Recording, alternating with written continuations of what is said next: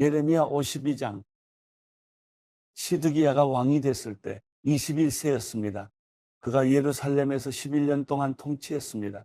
그의 어머니의 이름은 하무달이고 림나 출신으로 예레미야의 딸입니다. 시드기야는 여호야김이 행한 모든 것을 따라 여호와 보시기에 악을 행했습니다. 여호와의 노여움 때문에 결국 여호와께서 그들을 자기 앞에서 쫓아내는 이런 일이 예루살렘과 유다에서 일어났습니다. 그리고 시드기야는 바벨론 왕에게 반역했습니다. 그러자 시드기야 통치 9년 열째 달 10일에 바벨론 왕 느부갓네살이 모든 군대를 거느리고 예루살렘을 치러 와서 성읍 밖에 진을 치고 성읍을 둘러서 포위벽을 쌓았습니다. 성읍은 시드기야 왕 11년까지 포위되어 있었습니다. 넷째 달 9일에 성읍 안에 기근이 극심해 그 땅의 백성에게 양식이 하나도 남지 않게 됐습니다. 그때 성벽이 무너졌고 모든 군사들이 도망갔습니다. 갈대아 사람들이 성읍을 둘러 포진하고 있는데도 그들은 밤에 왕의 정원 가까이에 있는 두 성벽 사이의 문을 통해 성읍에서 나가 아라바 길로 갔습니다. 그러나 갈대아 사람들의 군대가 시드기야 왕을 뒤쫓아가서 여리고 평원에서 그를 따라잡았습니다. 그의 모든 군사들은 그를 떠나 흩어져 버렸습니다. 그들이 왕을 사로잡았습니다. 그들이 그를 하마 땅 리블라에 있는 바벨론 왕에게 끌어갔고 바벨론 왕이 그를 판결했습니다. 그리고 바벨론 왕은 시드기야가 보는 앞에서 그의 아들들을 죽였고 또 리블라에서 유다의 모든 관료들도 죽였습니다. 그리고 그는 시드기야의 눈을 뽑고 청동 족쇄로 묶어 바벨론으로 끌어가 그가 죽는 날까지 그를 감옥에 가두었습니다. 바벨론 왕 느부갓네살 19년 다섯째 달 10일에 바벨론 왕을 섬기는 경호 대장 느부사라단이 예루살렘에 왔습니다. 그는 여호와의 성전과 왕궁을 불태우고 예루살렘의 모든 집들, 모든 큰 집들을 불태웠습니다. 경호 대장을 따르던 갈대아 사람의 모든 군대가 예루살렘을 둘러싸고 있는 모든 성벽을 무너뜨렸습니다. 경호 대장 느부사라단은 백성 가운데 가난한 사람들과 성읍 안에 남아있던 백성과 바벨론 왕에게 항복한 사람들과 남아있던 세공장이들을 포로로 끌어갔습니다. 그러나 경호 대장 느부사라단은 가난한 사람들 일부를 그 땅에 남겨두고 포도원을 관리하고 밭을 갈게 했습니다. 갈대아 사람들은 여호와의 성전에 있는 청동 기둥들과 여호와의 성전에 있는 받침대와 청동 바다를 깨뜨리고 부수어 그 모든 청동을 바벨론으로 가져갔습니다. 그들은 또한 솥, 부삽, 부집게, 사발, 접시와 성전 예배 때 쓰는 청동으로 만든 모든 기구들을 다 가져갔습니다. 경호 대장은 또 대야, 화로, 사발, 솥, 촛대, 접시, 잔등 순금과 순은으로 된 것들을 다 가져갔습니다. 솔로몬 왕이 여호와의 성전을 위해 만든 두 기둥과 바다 하나와 그 아래 12마리 청동황수 받침대 등 이 모든 집기들에서 나온 청동은 무게를 달 수 없을 정도였습니다. 기둥에 대해서 말하자면 기둥 하나의 높이가 18규빗, 둘레가 12규빗이었고 그 두께가 손가락 4개 너비였고 소금 비어 있었습니다. 기둥 위에는 청동으로 된 머리가 있었는데 그 머리는 높이가 5규빗이었고 머리 중에 그물과 석류가 달려 있었는데 모두 청동이었습니다. 다른 기둥도 석류들을 갖고 있어 그 모양이 비슷했습니다. 그 사방에 석류 96개가 있었고 기둥 위로 둘린 그물 위에 있는 석류는 다 합쳐 100개였습니다.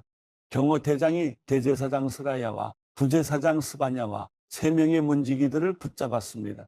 또 군사들을 담당했던 장관 한 사람과 성읍 가운데서 찾은 7명의 왕의 고문들과 그 땅 백성을 징집하던 군대 최고 서기관과 성읍 가운데서 발견된 그 땅에 백성 60명을 성읍에서 붙잡았습니다.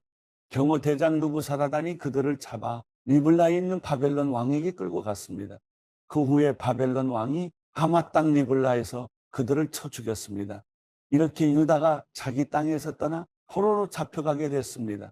이것이 느부갓네살이 포로로 사로잡아 간 백성입니다.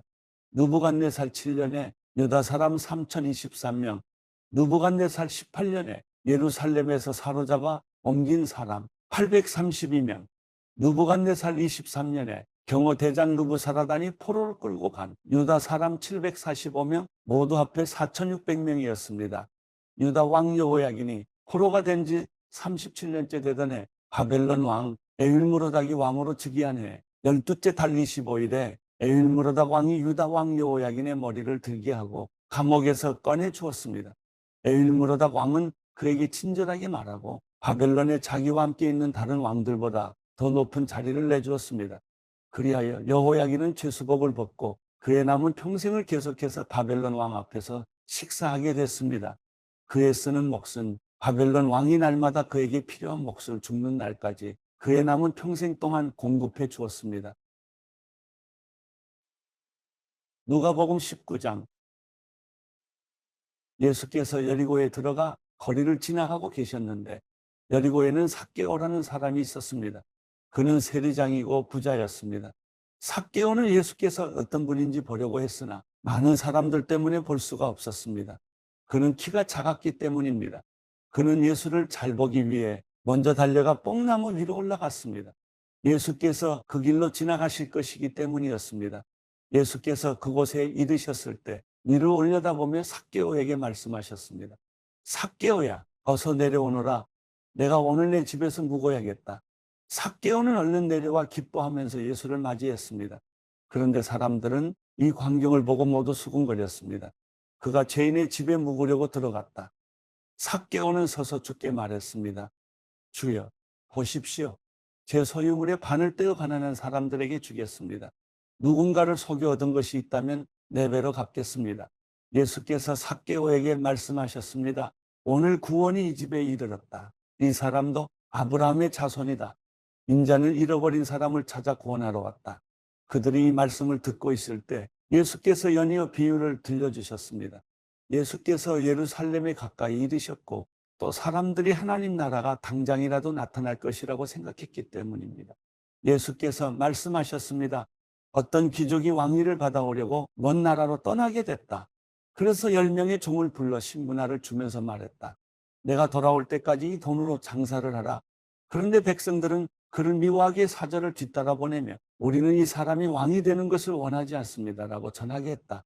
그러나 그 귀족은 왕이 돼 집으로 돌아왔다. 그는 자기가 돈을 준 종들을 불러 그들이 얼마나 장사를 했는지 알아보았다.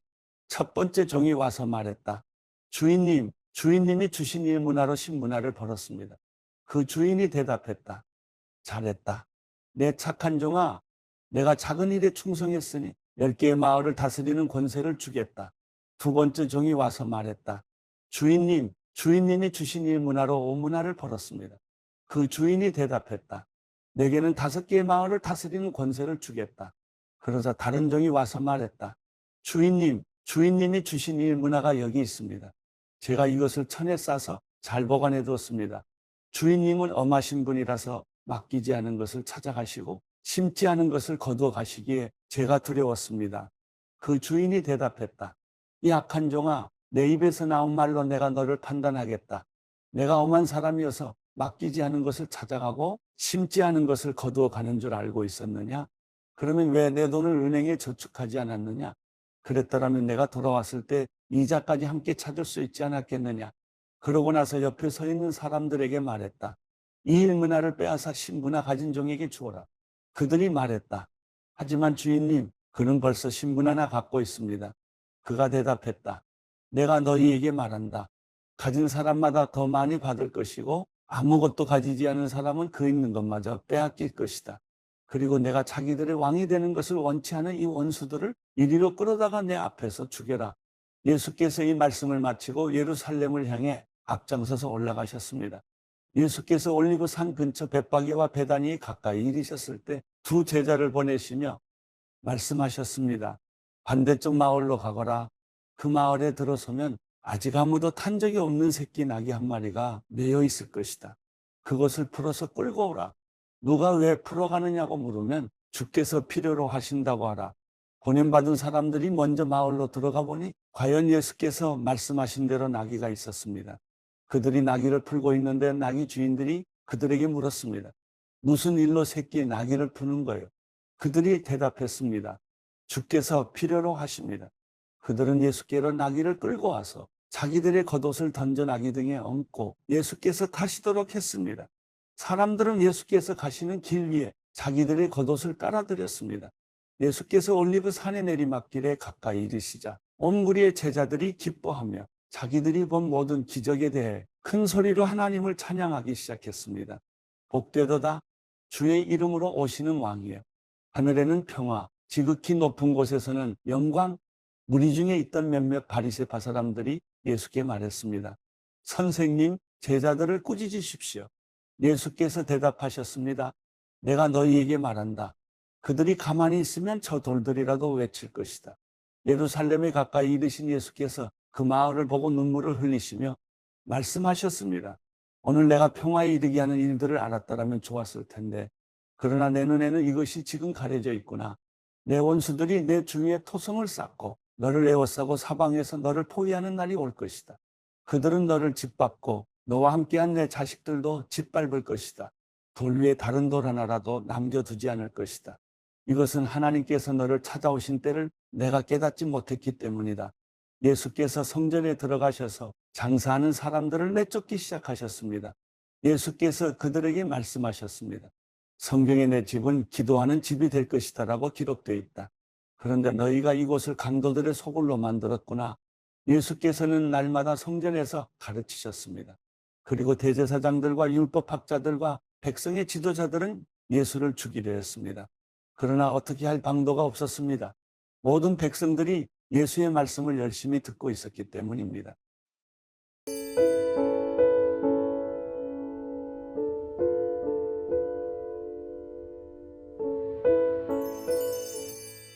시편 3편.